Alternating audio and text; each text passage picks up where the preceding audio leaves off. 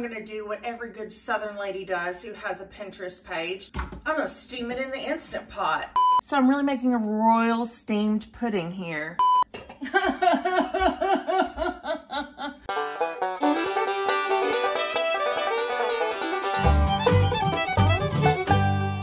Hello, lovely friends. How are you doing today? Great. Me too. Thanks very much for asking. This week on Becca's BritTucky vlog, we're going to do some more BritTucky baking. Now, I found one of Nigella's recipes and I really wanted to Kentuckyfy it. There's nothing more British than a steamed pudding. In the UK, a pudding is like a steamed, spongy dessert. Although I think you can have some baked puddings as well. In the US, pudding comes in a box and you add cold milk and you stir it up and you have chocolate pudding. It's like the poor man's mousse. As Christmas time has already passed and I'm not really in the Christmassy mood, being it's January, I thought instead of a Christmas steamed pudding, I'd make a golden syrup pudding. Golden syrup pudding is very traditional English pudding. And also, at some point in the recent past, John and I must have been discussing golden syrup, probably after watching Bake Off, because I remember going to Jungle Jim's and buying a bottle of golden syrup. This is Lyle's golden syrup, the original cane sugar syrup for baking and cooking. Oh wow, it has a royal warrant. So I'm really making a royal steamed pudding here. That means the royal household has used Lyle's golden syrup and or other Lyle's products. But to add a little Kentucky to this steamed pudding recipe, I'm gonna do what every good Southern lady does who has a Pinterest page. I'm gonna steam it in the Instant Pot because I don't have 2 hours to wait for a pudding to steam. I'm a busy lady. For Nigella's recipe, it's basic, simple ingredients that you already have in the pantry, aside from this golden syrup, which I actually did have in my pantry, and a lemon. Everything else is normal, everyday household pantry stuff. I'm going to be mixing it up in my new, courtesy of my lovely fiance, Mason Cash mixing bowl. Same brand they use on Bake Off. My trusty Mason Cash measuring jug, as well as my new Mason Cash measuring jug in the forest theme that also arrived for Christmas. Traditionally, puddings are steamed in a pudding basin. I didn't own a pudding basin until Christmas 2019 when I firmly decided that I was going to steam a Christmas pudding, and then I didn't. And so then Christmas 2020 rolled around and I vowed that I was going to steam a Christmas pudding, and I didn't. So this is the first time that I'm going to be using my pudding basins that I bought a year ago. The traditional pudding basin, also made by Mason Cash. It's a ceramic bowl. To use this, you would make a paper top as well as some handles and then kind of like rubber band or attach it, use string or something around the edge so that the pudding can steam and puff up. But I don't have time for all that. I mean, I'm doing this thing in the Instant Pot already because I'm pushed for time. So I also got, with Nigella's suggestion from her Christmas pudding recipe, this nice non-stick covered pudding basin. So all I have to do is butter this up, screw the lid on, pop it in the Instant Pot. For my Instant Pot, I rarely ever use, like they're gonna take my Kentucky card away because I never use this thing. I've got this rack thing that it came with so that you can like set things down in it, but I really wanted to be sure it was high enough from the bottom. So I'm gonna put this silicone one in on top of it. Should be fine, right? Unless it then doesn't fit my pudding basin, in which case we'll have to choose one or the other. It'll be a difficult decision. All right, on with the baking. The first thing we need to do is put the kettle on, she says. We'll do that. You'll probably hear it in the background of the video the whole time. I filled my kettle to its max fill line because I'm not sure how much water is actually gonna come up to the right height of the pudding basin in the Instant Pot. All right. Mix butter, flour, sugar, eggs, lemon, and milk in a food processor and whiz together. Well, I've got a hand mixer that we're going to use instead of a food processor. Okay, butter, 175 grams, very soft, unsalted butter, plus more for greasing. Okay, no problemo. Set that at 0. Plop some butter in. Whoop. Our butter comes in sticks. In America, it'd be much easier, I think, for this recipe and for baking by weights and measures to have butter that comes in a big block. You can really only find that at like specialty grocers.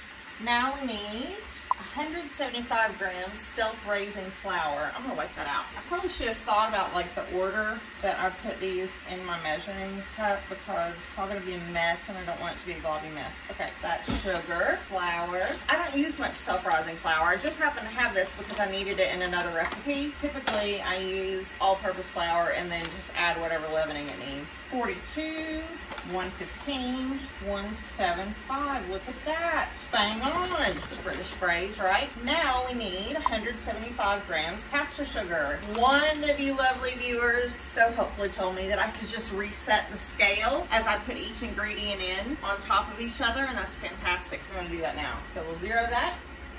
176 is good enough. You don't have to be quite as precise with sugar. Pour all that in. Then what do we need? 3 eggs. I'm gonna crack them in here just to make sure they're all okay. It doesn't say to lightly beat them, but I usually do before I put my eggs in. Just because one time I was making brownies and they wound up with globby bits of egg because it didn't say to beat the eggs before adding them to the batter. So I didn't beat the eggs before I added them to the batter, but I should have beaten the eggs before I added them to the batter. So I'm just gonna whisk it a little bit. That's better. The zest of 1 unwaxed lemon and half the juice. Have a lemon. My cutting board slightly off camera. Hopefully everyone knows how to slice a lemon and juice it. First you roll it like they do on Food Network. Get all the juices loosened up. Should I zest it before I cut it open? I guess I probably should. I hope it's going into the bowl. I could zest it on the cutting board. That'd probably be easier. That's good. In you go, little lemon. I don't have a juicer, even though I've hinted to Santa Claus that I might need one. So instead, I'll just use my spoon. And this is how she found she has a paper cut. Not really. Actually, I'm shocked that this time I don't feel any pain because I usually have some sort of paper cut somewhere. All right. Now we need how much milk? 3 tablespoons of milk. I have 2% because that's what they had at the dollar store when I ran out of milk. But normally I use 1%. 1, 2, 3. All right. And now we mix. And I should have folded all that stuff in before I started so it wouldn't make a big mess. Those are the tips they don't put in the recipes. Fold your flour and sugar in so it doesn't fly up and hit you in the face. Now the recipe says it should be a thick pouring consistency and to add a bit of milk if it's not, but that looks good to me. See, that'll pour. I do need to butter my pudding basin, which I didn't do before this bit. I like to do it the southern way where you take like the butter paper with some smashed butter on it and just rub it around inside. It also says don't forget to butter the lid. It's really important. Now you get all nice and buttered without a paper towel or something absorbing the butter. I'll just get smeared around the paper. All right, after we've buttered, now put the golden syrup in the bottom and stir the lemon juice. Okay, it says I need 250 grams of my golden syrup, so I'm gonna be clever clogs, very British term, and I'm going to put the basin on the scale, zero it, and pour until I reach 250 grams. I've heard golden syrup compared to molasses, but this doesn't act like molasses. Like it's a thinner consistency than molasses. Honestly, why don't they just say put the whole damn bottle in? 250 grams. And the juice of the other half of the lemon. And I'm gonna take my ring off before I squeeze this lemon because I didn't do that last time. I had to wash it off. I like lemon. I hope that this is like a good lemony cake because I was afraid it would just be like a sugary cake without much flavor. So I'm hoping that the lemon gives it some nice tartness. Also bought some ice cream to go with it. This is a rather large lemon. Like I hope this recipe anticipated that we would be using these like ginormous mutated American lemons and not like organic British lemons that are appropriate size. Stir in the lemon juice. It's still really lemony on top. Just needs a little bit of encouragement.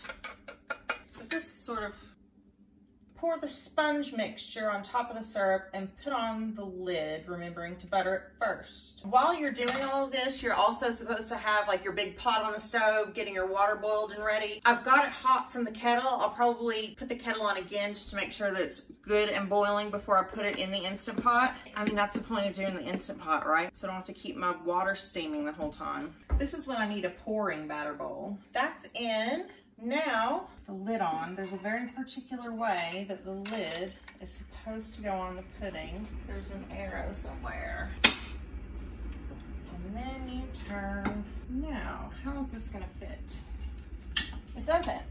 Doesn't at all. Who could have foreseen this? Well, you fit in this. It's a new game we're playing. Will it fit? No. All right, change of plan. So the Instant Pot won't fit my pudding basin. I don't have a stock pot that fits my pudding basin because it's got these lovely handles that I can't remove. So we're gonna resort to the slow cooker, which is another very Southern thing to do. I've got to find other uses for my Instant Pot because I never use it, and I was really hoping that this was it. Let's see if this will fit. Yay! All right, I've got my boiled water from the kettle. Maybe I should like put the pudding in after I've put the water in, because otherwise I'm just gonna slosh boiling water on myself. So let's try this. There we go, perfect. Traditionally, you put the basin on a saucer. So I'm gonna try this thing because it's not super deep. I think it might work underneath there to keep it off the bottom of the pot so that it doesn't burn. Now let's just hope my lid fits. All right, you know what? We're gonna do it Nigella's way. Nigella doesn't like to use the saucer underneath because it makes a rattling noise, so we're not gonna use the saucer underneath. We're just gonna put the thing in here and hope for the best. Now, I have to find time to steam this pudding for a whole 2 to 2.5 hours, because that's what it takes to do it in the slow cooker. Same as on the stovetop. If you have success with your Instant Pot, let me know. Because if I can ever work up the nerve to make a lid for this baby, maybe then I'll try it in the Instant Pot. But for now, we're sticking with the slow cooker. She's on high for 2.5 hours, and we'll check back when she's done. Okay, lovelies, our pudding's been steaming for about 2.5 to 3 hours now. It's like 10:30 in the evening, but here we go. Nigella says at least 2 hours. Longer than that won't make a difference. So let's see what we've got. This was supposed to be a video about a fast pudding, not a slow pudding, but it is what it is. It smells like vegetable soup, because that's all I ever cook in my crock pot. Now, it says to let it rest for just a few minutes and then turn it out onto a plate that will catch all those yummy, gooey juices. All right, now, Nigella says flip this out on a plate. It's the moment of truth. It did something. It's fluffy like a cake would be. Well, I wasn't expecting the splat. Aside from the copious juices, it looks to me like a British golden syrup sponge pudding. I'm gonna try a bit with some ice cream. Now, Nigella recommends you eat this pudding warm after it's finished steaming, whereas with a Christmas pudding, you like steam it, cool it, put it on a shelf in the pantry for a month before you eat it. This pudding, she suggests we eat warm with some cream or ice cream. Now, everybody on Come Dine With Me makes their own ice cream. Very fancy. I don't have time to churn ice cream, so I stick with Breyer's Vanilla Bean. Oh. Uh-oh. Big old hunk of ice cream. It kind of reminds me of a pineapple upside down cake. There we go. Hello, I'm a little pudding. Get this gooey syrup. It smells very lemony. I have a feeling this is gonna be a bit like vanilla pound cake. All right, here we go. It's time to taste test. I like it. Very sticky. It's very heavy, and I can see why Nigella would want you to eat it warm, because otherwise I feel like it'd be too stodgy, to use a British word. But the ice cream helps cut the citrus. It's kind of comforting, like something you'd want after a long and difficult day, the equivalent of chicken soup in dessert form. I would definitely make this again. Hopefully one day I can successfully make it in the Instant Pot. We'll save a recipe in the Instant Pot for some date in the future. But until then, let me know in the section below what you think I should bake next, or if you have any tips or tricks on making British foods in my Kentucky kitchen. Thank you for watching this video. If you liked it, leave a little like, subscribe if you're new, and we'll see you next time. Have a lovely day. Bye.